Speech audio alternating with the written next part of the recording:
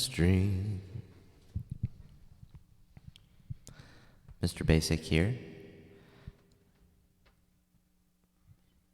We're gonna just do a little studio update, explanation of studio stuff. But first, how about we just kind of chill out? How do we chill out? We've got some ways to chill out.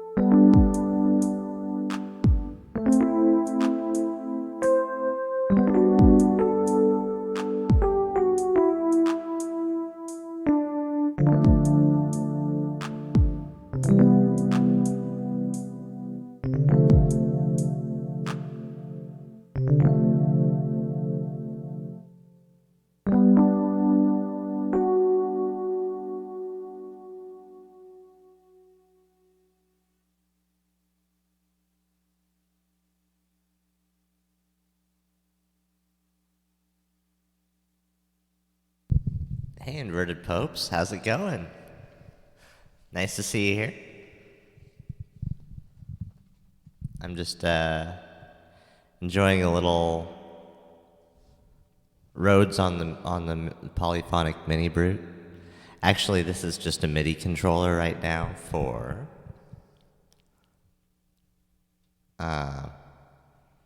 the Roland XP60 over there.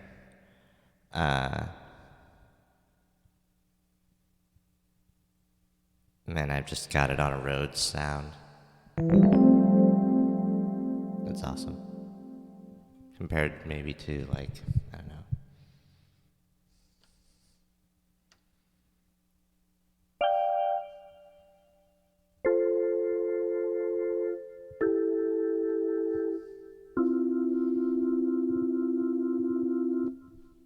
I don't know.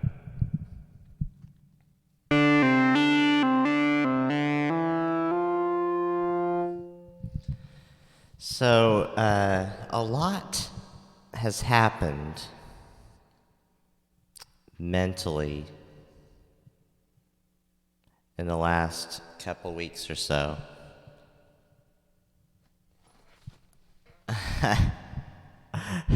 You carried around a real one.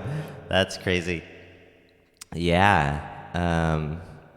It's kind of nice that it's so easy to get that in so many forms nowadays. I like the Yamaha Reface one because I like the silver knobs. I think is probably why. But anyway, yeah. If it's those sounds, why shouldn't it look like the original, right? But yeah, so that comes down to kind of like what I've been kind of realizing about how I want to work my studio. I've always said, like, yeah, I want a dedicated keyboard, blah, blah, blah. And this is what the Mini Brute has been doing for me, rather than using it for its sound, because I have other bass synths that I am enjoying to work with even more. And so I think I'm ready to give this Mini Brute to another room in the house and have it be set up for my daughter to play whenever she wants, or me to play whenever I'm in that room whenever I want, but for this to not have to be a part of the studio anymore. And the Roland old workstation over there as well, eventually, but only as I get some sort of other way to have my Rhodes in hardware form. Since I'm going with rack anyway, there's way too many options that way too to get my electric piano sounds, right? And so this is what it comes down to, is I've been doing enough sound design the last 2-3 years or so that I finally kind of know what sounds, not only what sounds I like and want to be using in this particular machine, this hardware machine, with a particular workflow, but apart from the workflow, the sounds, I know enough sound design now to not be distracted by the idea of maybe wanting certain sounds in some way or another, but not, but the question being, can I do it in synthesis or with sampling in somehow or something like that? So, one thing that I've always known is that I've wanted to have that sound with me, and the onboard circuit patches so far haven't done it for me yet for that Rhodes sound. The Roland is good for now and to whenever I complete the rack that way. But as far as, apart from that, I don't think there are any other voices that I want in my studio anymore, or that there are gonna be. So this is a big deal, like in terms of, this is why I'm doing a studio update after over a year long maybe of not.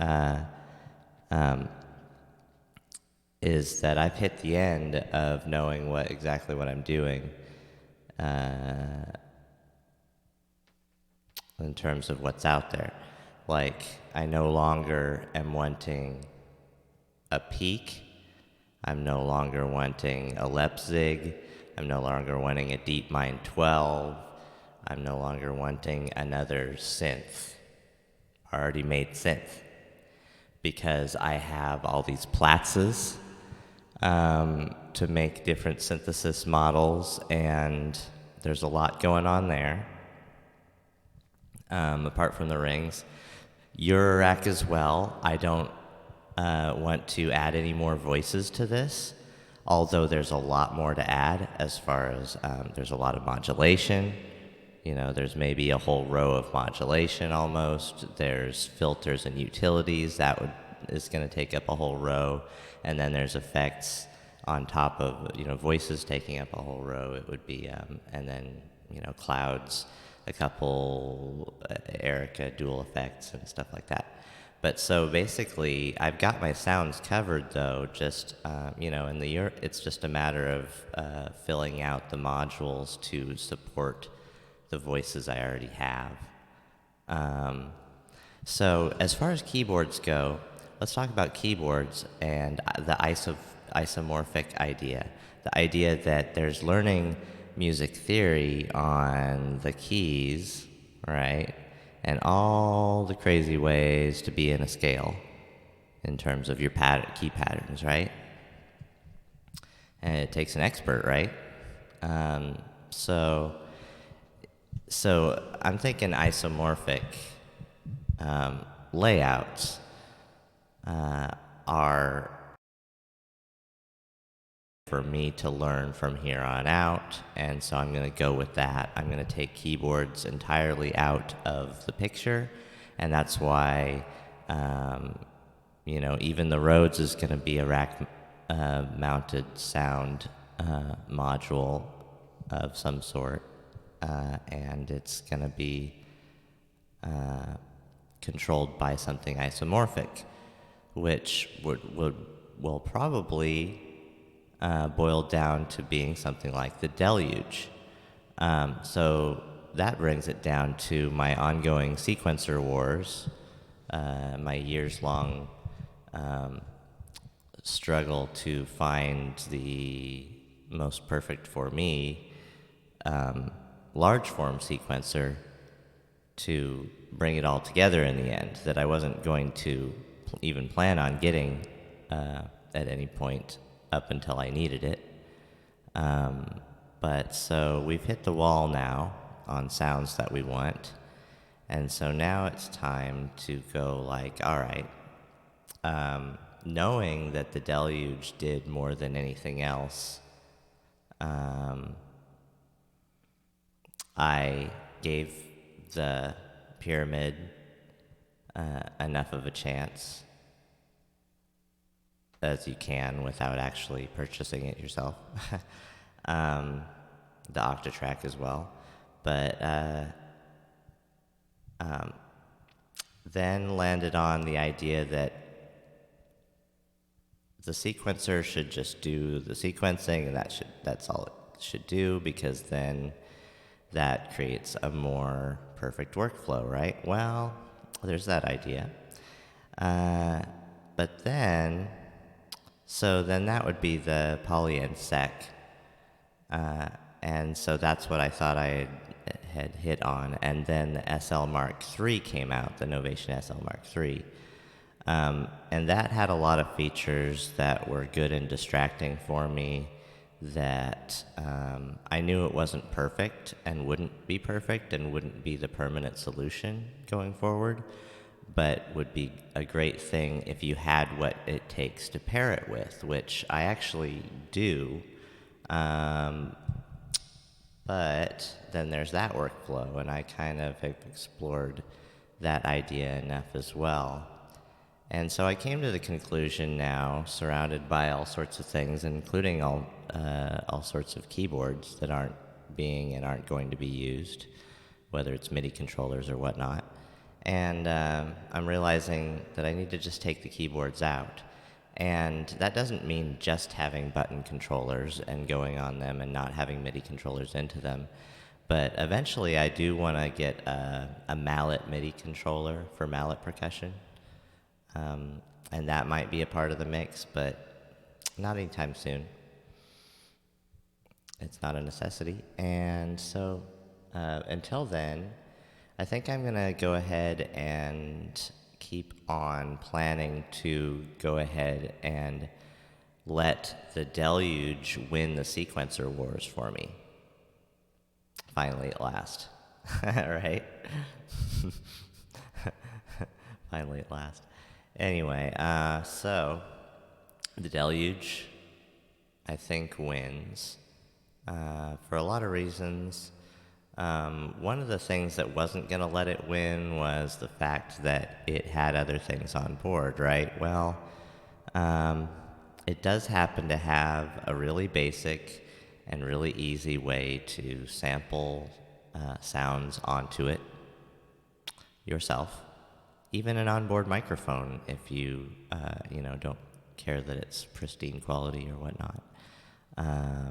Or maybe it is, even on the onboard microphone, who knows. Anyway, not likely, but still. Not the point. The point is that it's not a minus that it has a sampler, especially when it comes to the realization that I don't need to add anything more and keep on adding, except to support my Eurorack with a few more rows to finish out the need for all the sound design, which is the brunt of everything. On the sequencing side, on the control side, we're going to take this out. I might as well go ahead and do it now.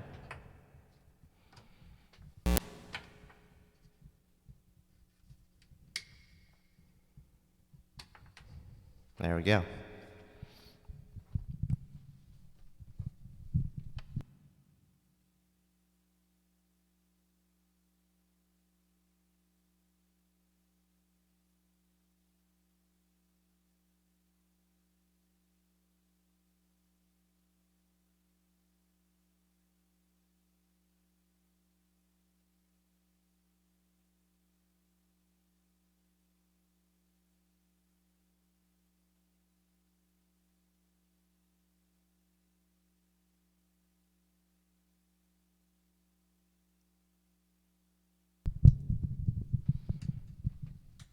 Alrighty. So, I've been a minimalist in a lot of ways in my life, but a lot of times in my young life by necessity, as so many others have admitted as well. But I've learned a lot about the virtues involved in that and the rewards in your life when you learn, how that works. How you get rewarded by the universe that way when you focus in. And so I've been without focus, but I haven't been too ashamed about it this last few years because I've also attempted to keep reminding myself that that's the phase that I'm in right now is one where I need to put all my feelers out. Thus, the octopus is a good symbol for that.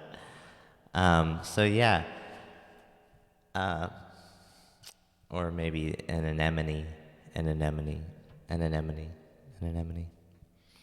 So, yeah. Studio completely dismantled as you try to figure out where and when, Inverted Pope said. Yeah, that's cool that you're in a similar point. So I'm not just trying to go off and like, oh yeah, no, I've got too much stuff, and now I have to scale back and sell things. I never really felt like I had the traditional gas that a lot of people talk about and joke about. I mean, which caused me to, I guess, always be able to joke about it, uh, you know, positively, because for me, I was always worried about just making the wrong decisions. And at some point, I had feared that I had made the wrong decisions. And the biggest one was right here, the circuit. I felt right away that maybe I had made the wrong decision. And then later on, I was like, nah, it's just, it's not going to be around at some point because it's just this or just that. And it's not the direction I'm going, blah, blah, blah. But those were all kind of small thoughts, in a way. I don't know how to explain it, I guess, right now, but it's kind of late. But basically, I've since then, with the circuit, I've realized that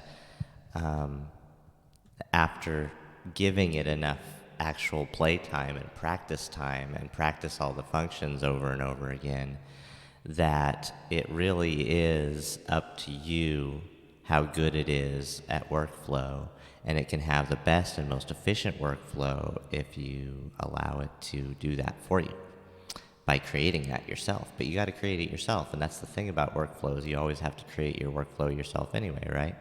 All right, home soon. All right, take it easy. Hey, D-Quill Live. Nice to see you here as well.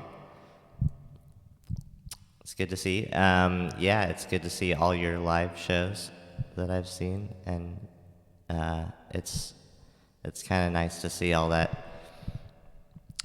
You've got a good organized setup there. There's no waste of space. Pretty sure you've got to worry about how you hook everything up electricity wise. I don't know if you have everything on all the time or what. But anyway, yeah. So in my case for this, I'm gonna have 2 more boxes here, but it's all gonna be Eurorack, and so a lot of other people wouldn't then just decide to go with audio racks, but that's what I'm gonna be doing. Yeah, it gets really hot up here too. It's an attic. I've got an attic studio, and so even though it's nice and cool downstairs, I gotta come up here and to be hot just to do my stuff. Isn't that interesting? Yeah. So basically, I'm scaling down what I'm doing. I was playing some Rhodes off of the Roland, really an old Roland workstation that was broken and that I fixed. Yeah, and so always got to have the Rhodes sound. So yeah, anyway, I'll find out how to do that without needing a keyboard whatsoever. I'm gonna go with just having, the mono station and the circuit and the deluge, and then we'll go MIDI to CV, and I have all my voices for Eurorack. I don't need any more. I won't ever need any more. I won't need any more types of synthesis. I've got them all covered with what I've got, multiple plats, just the mutable instrument stuff, and yeah. I just need filters and LFOs and then attenuators and a couple of VCAs and a mixer, a stereo mixer to handle the effects for each of the voices, of which I only have too covered with my clouds at the moment, and yeah. But anyway, then there's the DPAM. So all is well that way. I've got way too much drums already. So don't need any more of that. I don't need a poly in here anywhere. I don't need some big poly or anything like that, because the Deluge will have that covered for me. The furthest I may go in getting something else for the studio that would have to be a synth or polysynth would be something like the Blofeld, because it's a 16-part multi-timbral, and that would be good to play with the Deluge, say. Like I Will Create just suggested for me in a conversation we were just having. I have the System 1M. I do not have the System 8. Yeah, so I was thinking, well, that would be the three things that I'm missing, right? And this is where my thinking just got really minimal with the idea of going with the Deluge that has more than just a 16-part sequencer on it for the MIDI, for my hardware. It has more than that. So basically, but the thing is, what I would need is one, the sequencer, and then two, I'm gonna need a big poly that I don't have yet, even though this is 4 voices, the System 1.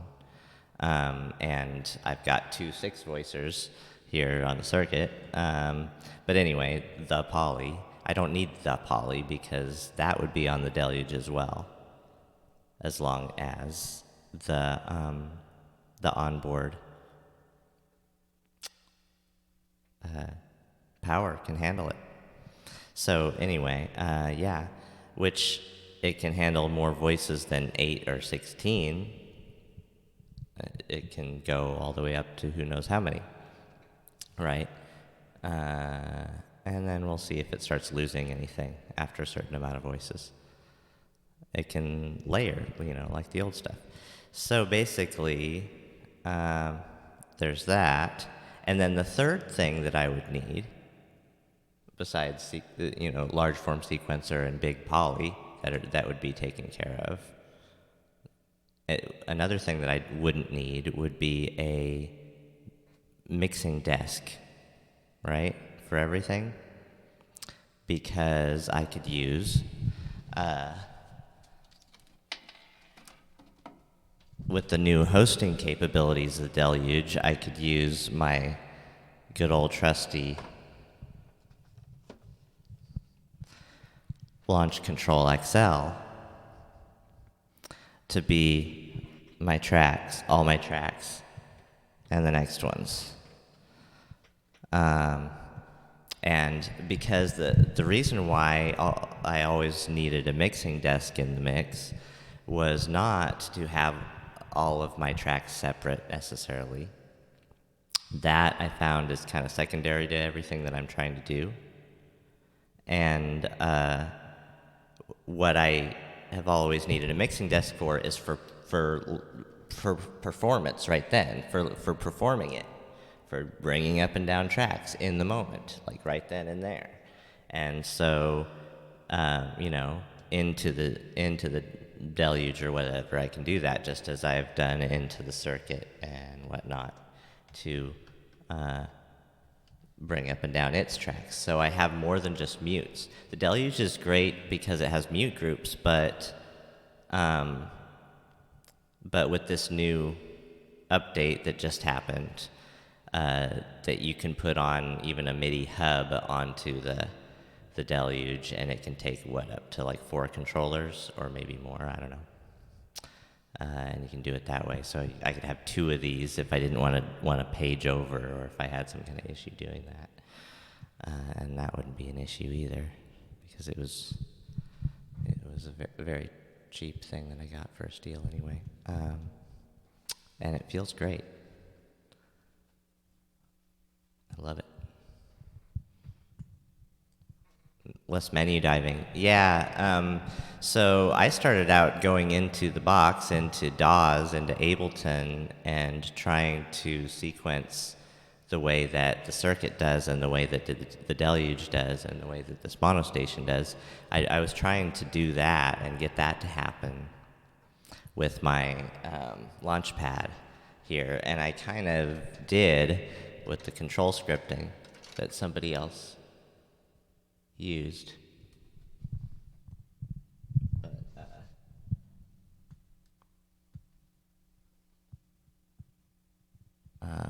But anyway, that's weird.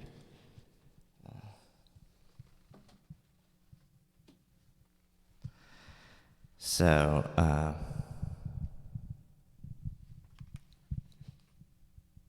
yeah. It's like something was scratching at the window. It's kind of weird. Is the kitty cat in here? No? Anyway. Okay. So that's the thing is like, so basically I don't have to have a mixing desk either in the mix. And what I'm thinking about is not just having things here, but taking something on the road as well. And these boxes, it may seem kind of like bulky to some people, but actually this is just a really nice box in which to carry things. I've already moved these a few times and it's kind of nice. And I'm going to go with the Uniform 6U because it's nice that way. So yeah. So that's kind of the thing. These last couple days I've been looking at all the ideas of all the multi-timbral synths that are out there. Oh yeah, and the pipes. Rick also mentioned that he's on with the pipes, I think, and that's a Kickstarter. That was a Kickstarter thing. So I think if you want one right now, you're kind of in an interim period where there aren't any more available yet, except the ones that are already going to the Kickstarter supporters.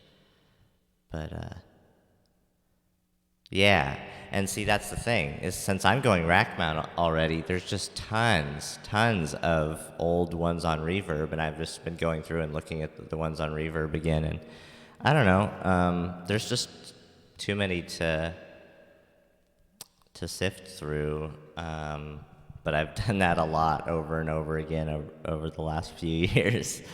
I just looked at whatever was there and learn more about it and ask more people about it. Yeah. But it'd be nice to have a little Blofeld there too, because it has just, it just has all the basic functions right there with the nice knobs, and it comes in a smaller sort of version that's black, and that's nice. The 1010 whatchamacallit box? Oh, the 1010 black box is also looks kind of cool that way. I don't know if it's multi-timbral in the same way, but definitely within itself it can do stuff like that. Yeah.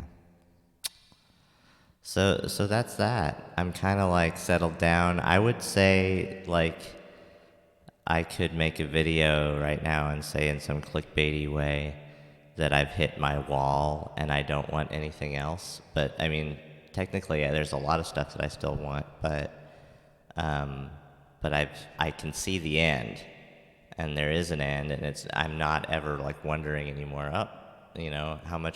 How much bigger is this gonna get? How much bigger is this gonna get over the next 5 years or 10 years or whatever? It's like, nope, I already see the wall, and I'm almost there already to the end, and so I'm not going to be gear focused anymore at some point, and it's going to be just performance based. I mean, maybe not even music focused, but more therapy focused, but definitely just being here live and doing live things and going places live. Yeah, I think so too. I think it's cool that you think so. I wonder if I'm just here at that point because, partially because of my age, of feeling like, oh no, I don't know. But actually, what I was more talking about, I guess, back to the point, was my knowledge of sound design, or I guess of how I could use these electronic instruments to do what I'd want to do sound wise. And then I know enough about them now that it's like, okay, well, I know what I want now. Yeah. Now I can focus and get to work in a different way because I can actually have a workflow instead of finding out what my workflow is. That's the big thing. It's like I've been finding out what my workflow is, and unashamedly. I'm just like, I'm not ashamed. Like, this is where I am right now. But I've also decided to do it on YouTube. Like, show people, not just somebody who's like, oh, I'm gonna wait till I'm impressive somehow on this stuff. I was like, no, I want to show me meeting this stuff and going like, what is this? And maybe get some kind of like contact with other people who are doing the same. Like this. Yeah, to create faster. Eventually, that's the deal. It's workflow. It's about efficiency. It's about creating faster. It's about so yeah, mainly, and it's also about turning what you're doing into more of an expressive instrument itself by just being comfortable enough in your workflow, like this is what I'm doing. This is what I'm doing with the tools to make it so comfortable that it's more muscle memory. And so is it an expressive instrument then? And the answer is, yeah, that's when it becomes an expressive instrument, when it's more like muscle memory, what you're doing. Whether it's turning the knob, whether it's mixing while you're going, whether it's mute groups for your rhythm sections or playing things in, or bringing parts in, and that's just for live, but like even for making tracks, it's the same thing. It's like you could put out a track a day if you finally find your workflow and actually get it learned, So I'm going to try to get, even though I hardly have any time for this stuff right now, I'm going to have more and more time as a few years go by. So, being as fast as it is for me right now, it being so slow, I have a lot to look forward to, it getting faster and faster. Yeah, pretty cool. So, and the trick is no ego about it as I'm going. Definitely no ego right now because I do, I work full time and I'm a full time dad. So it's like midnight streams. Now, this is what I'm doing midnight. Actually, this is 1:00 because I couldn't even get together by midnight, so it's another Octoshot for the evening in order to be able to do this. No, but this isn't, obviously the only time I can get to it, but, other times that I get to it throughout the week, I'm not streaming, so, but this is a little taste of it.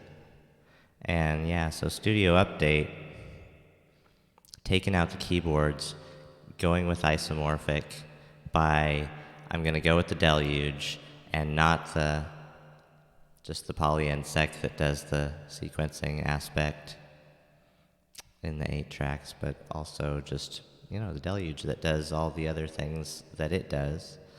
They're both really great. I just figured out which one was for me because I don't want a lot of that other stuff.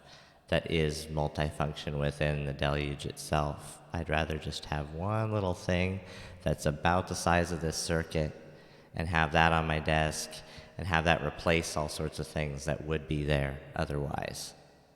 That would be over here as a mixing desk. Instead, I have something like this, more boxes that I don't need, that I won't need. Sounds good.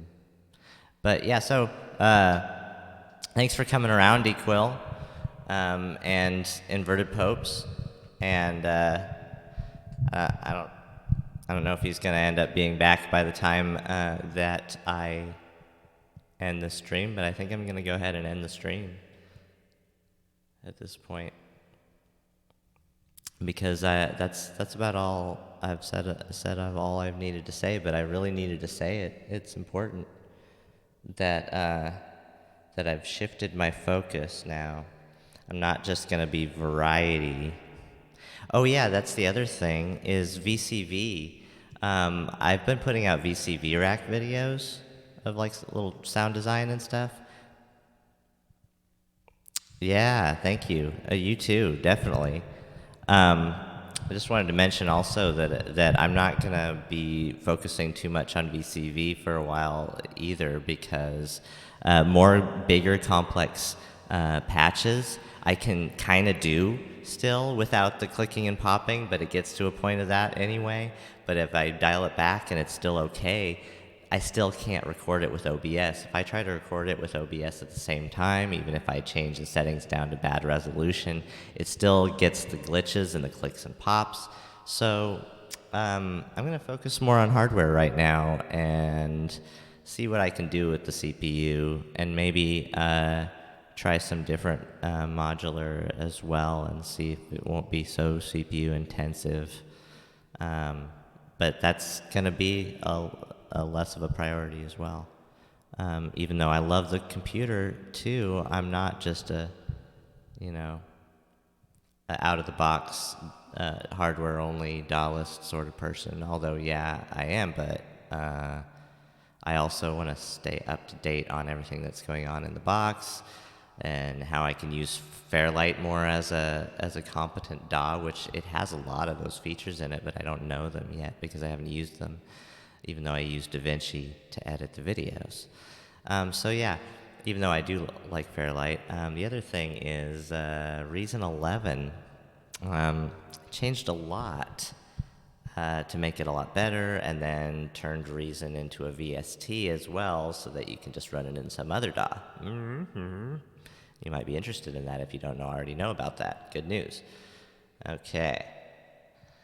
Yeah, so I'm going to go ahead and say good night, I believe. There might be more to say, but I think I'm done for the night. And thanks for coming around, and I'll see you on the flip side.